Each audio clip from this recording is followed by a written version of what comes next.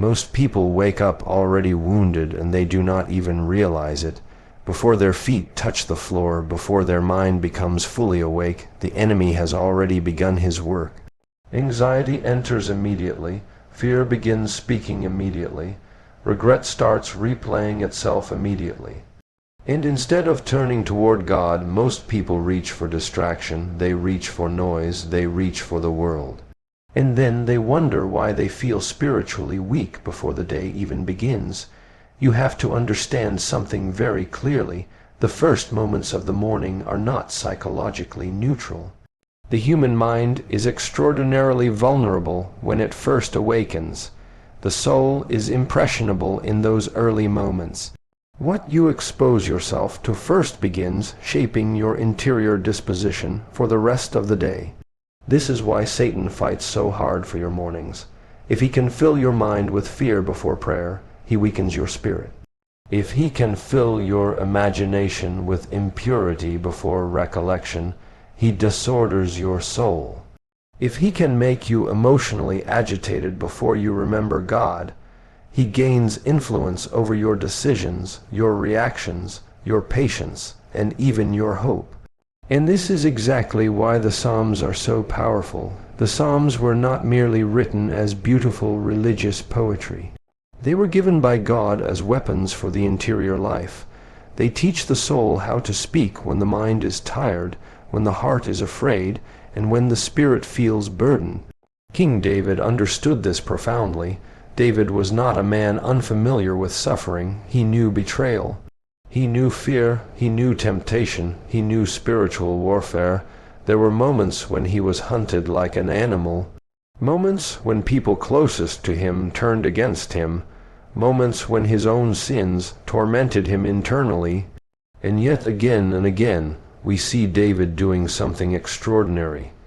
He turns toward God first, not after solving the problem. Not after understanding everything, not after the emotions disappear. First, that is spiritual intelligence.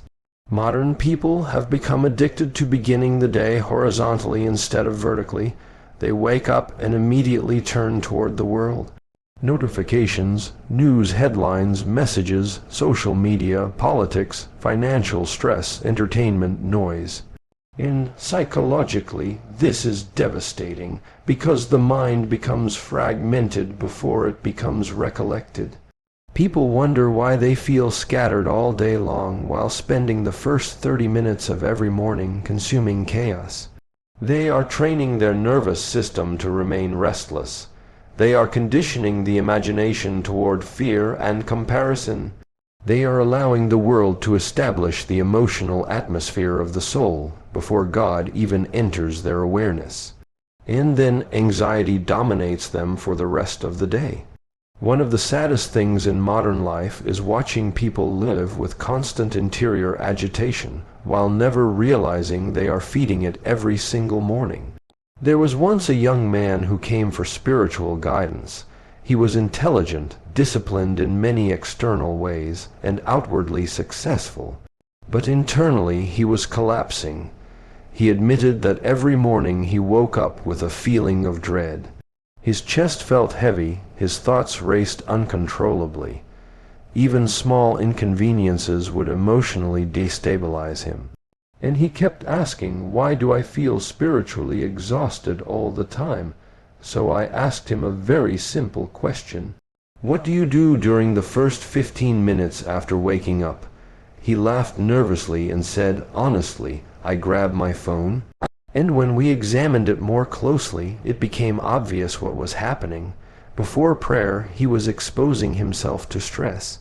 Before recollection, he was consuming outrage. Before silence, he was absorbing distraction. Every single morning his mind was being invaded before it was grounded in God. So I gave him a discipline that seemed almost too simple. For 30 days, before touching his phone, before speaking to anyone, before checking any messages, he was to sit quietly and pray Psalm 5 and Psalm 23 every morning. That was it. No complicated spiritual program, no dramatic mystical experience, just fidelity, and something remarkable happened. At first he said it felt uncomfortable. His mind wandered constantly. He felt restless in the silence. He did not realize how addicted he had become to stimulation until he tried removing it, but gradually the Psalms began reshaping him internally. His mornings became calmer, his reactions became less impulsive, his fears lost intensity. Not because his external problems disappeared, but because his soul was finally being nourished before the world touched it. This is one of the great forgotten truths of the spiritual life. The soul must be fed before it fights. No soldier enters battle starving on purpose. No athlete expects victory while neglecting nourishment. Yet spiritually, millions of people begin every day empty and vulnerable, and then wonder why temptation overwhelms them so easily. Psalm 5 is incredibly powerful for this reason. David says, "In the morning, Lord, you hear my voice. In the morning I lay my requests before you and wait expectantly." Notice the order. God first, the world second.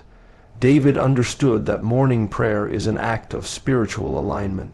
Before speaking to the world, he speaks to God. Before carrying burdens, he surrenders them. Before facing enemies, he remembers who protects him. And psychologically, this changes everything, because human beings become emotionally shaped by whatever they contemplate most consistently. If you begin every morning contemplating fear, your personality slowly becomes fearful. If you begin every morning contemplating outrage, your heart becomes agitated.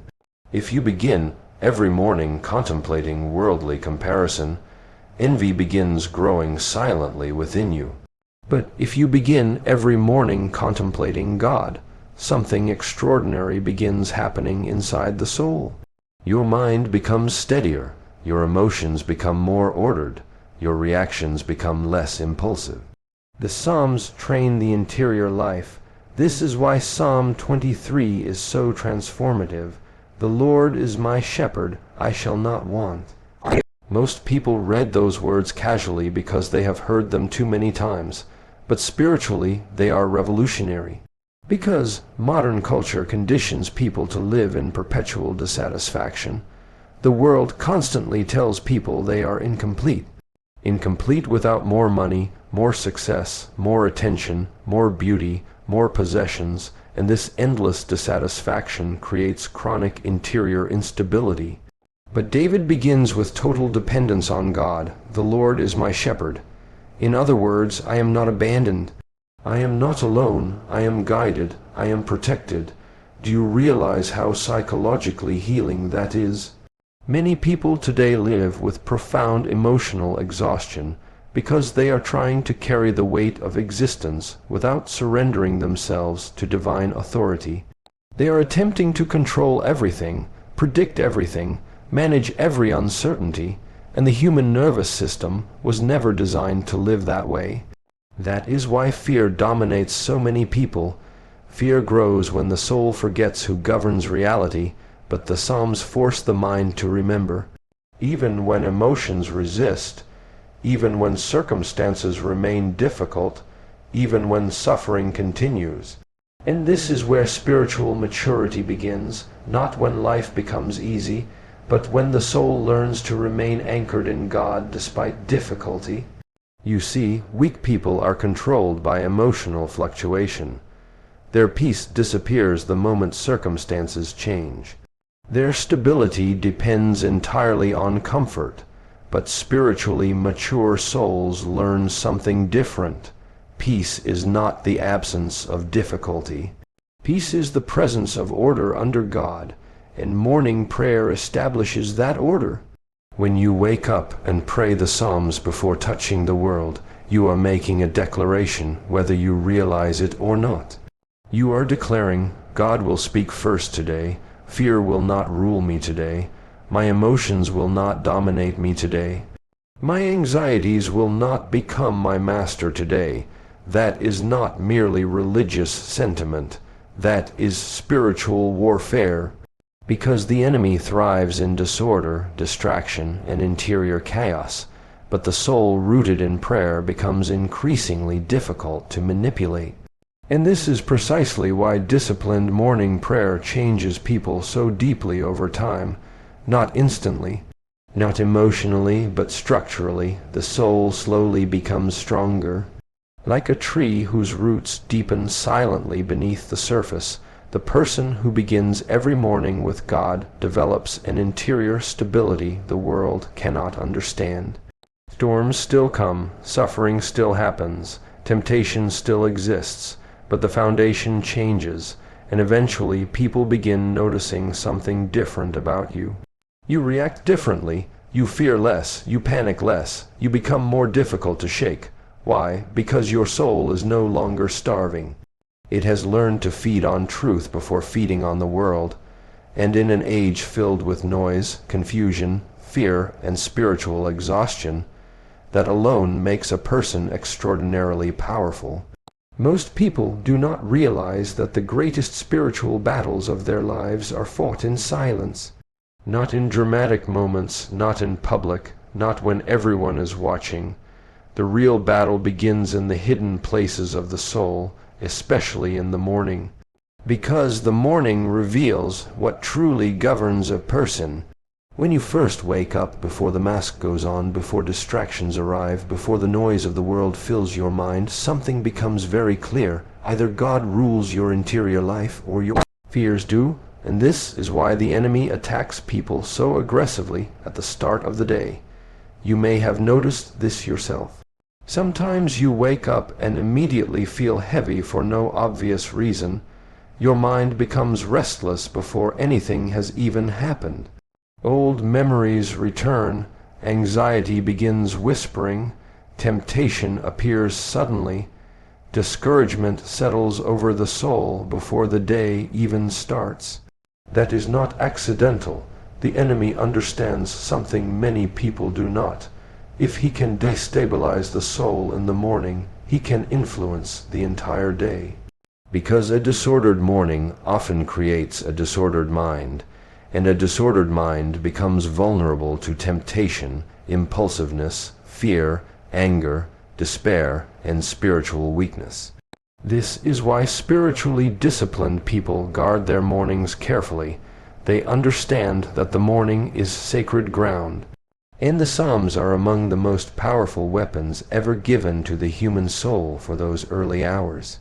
There was once a woman who had endured tremendous suffering after losing someone she deeply loved.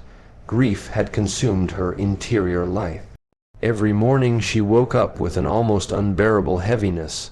Before even opening her eyes fully, she already felt emotionally crushed. She told someone close to her, "I feel like darkness is waiting for me every morning." And that is exactly how many people live.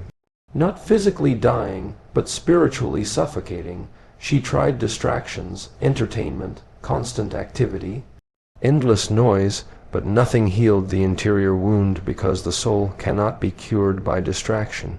It can only be healed by truth. Eventually, someone encouraged her to begin every morning with Psalm 91.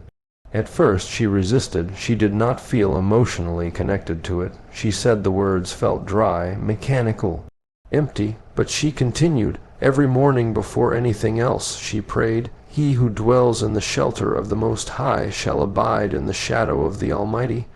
Weeks passed, and slowly something extraordinary began happening internally. The fear was no longer controlling her. Notice carefully, the grief did not vanish overnight. The pain did not magically disappear, but the darkness lost authority over her mind. That is what Scripture does when prayed faithfully. The Psalms do not merely inspire emotions. They reorder the interior life. Modern culture has taught people to worship emotion. If they feel motivated, they act. If they feel spiritual, they pray. If they feel inspired, they pursue God. But spiritually mature people understand something deeper. Discipline must exist even when emotion disappears.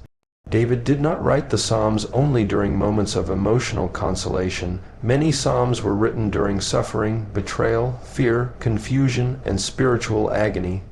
And yet he continued praying. This is one of the greatest psychological strengths a person can develop, the ability to remain faithful regardless of emotional fluctuation. Weak people are controlled entirely by feelings. If they feel discouraged, they quit. If they feel anxious, they collapse. If they feel afraid, they avoid responsibility. If they feel spiritually dry, they abandon prayer. But spiritually mature souls understand that feelings are unstable guides. Truth must become stronger than emotion, and this is why morning prayer is so powerful. Because every morning you are making a decision about what will govern your interior life. Will fear govern you? Will anxiety govern you? Will social media govern you? Will worldly chaos govern you? Or will God govern you? Psalm 91 is profoundly important because it teaches the soul spiritual dependence instead of psychological panic. He is my refuge and my fortress, my God in whom I trust. Notice how radically different that is from modern thinking. Modern people trust themselves almost completely. Their own plans, their own intelligence, their own control. And yet many of them live in constant fear. Why? Because the human person was never designed to carry existence without God. The nervous system collapses under the weight of trying to control everything. People today are mentally exhausted because they are attempting to achieve internally what can only come spiritually, true security. But security without God is an illusion. Everything in this world changes, health changes, finances change, relationships change, emotions change, circumstances change, and if your peace depends entirely upon changing things, then your peace will constantly collapse. This is why the Psalms are so psychologically stabilizing. They root the soul in what does not change. God remains, and when the soul remembers that every morning, fear begins losing its power. Then there is Psalm 27. The Lord is my light and my salvation. Whom shall I fear? This is not the language of denial. David was surrounded by real dangers, real enemies, real suffering, but courage is not pretending difficulty does not exist. Courage is recognizing that God is greater than the difficulty. And modern society desperately lacks courage because people have lost interior resilience. Many people today are emotionally fragile because they have trained themselves to avoid discomfort constantly. The moment suffering appears, they panic. The moment uncertainty comes, they become unstable. But spiritual strength is built differently. Strength is built through repeated acts of trust. Every morning you choose prayer instead of despair, strength increases. Every morning you choose discipline instead of laziness, strength increases. Every morning you refuse to let fear dominate your imagination, strength increases. People often think spiritual warfare is dramatic manifestations or extraordinary demonic phenomena. But most spiritual warfare is far more ordinary. It is fought when you wake up exhausted and still choose prayer. It is fought when anxiety whispers lies and you answer with Scripture. It is fought when discouragement says nothing will change, but you continue trusting God anyway.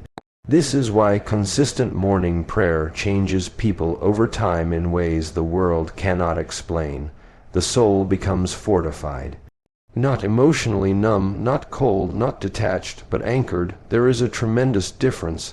Anchored people still feel pain, but they are not destroyed by it. Anchored people still experience fear, but fear no longer governs their decisions. Anchored people still suffer, but suffering no longer convinces them God has abandoned them. And this is precisely what the Psalms build inside the human soul, supernatural stability. Psalm 143 expresses this beautifully. Let the morning bring me word of your unfailing love. What a profound prayer, because human beings forget God constantly. The mind forgets, the heart forgets, the soul forgets, and when people forget God, fear rushes in immediately. This is why so many people today live in hidden despair, even while appearing successful externally. Their lives are full of noise but empty of recollection. Their minds are overstimulated but spiritually starving. They begin every day remembering their problems, their fears, their insecurities, their deadlines, their frustrations, but not God. And eventually the soul collapses under that disorder, but when a person begins the morning with Scripture, something entirely different happens. The soul remembers truth before encountering chaos. It remembers God is still sovereign, grace still exists. Darkness does not win forever, suffering is not eternal, Christ remains King, and psychologically, this transforms how a person walks through the day. Because the mind always moves toward what it contemplates most consistently. If you contemplate fear daily, fear deepens. If you contemplate bitterness daily, bitterness deepens. If you contemplate hopelessness daily, despair deepens. But if you contemplate divine truth daily, the soul gradually becomes illuminated from within. And this is why morning prayer is not optional for serious spiritual life. It is survival, especially in a world overflowing with distraction, temptation, confusion, impurity, anger, and spiritual exhaustion. The modern world is constantly trying to possess your attention because whatever possesses attention eventually shapes identity. And many people have unknowingly surrendered their interior lives completely to noise. But the Psalms call the soul back into order, back into silence, back into recollection, back into dependence upon God. That is why a person who truly prays every morning becomes different over time. Calmer, stronger, more disciplined, less reactive, less fearful, not because life became easy, but because the soul became rooted deeper than circumstance. And eventually, even darkness begins recognizing that this soul is no longer easily shaken, because the person who begins every morning before God does not walk into the day alone. They walk into battle already protected.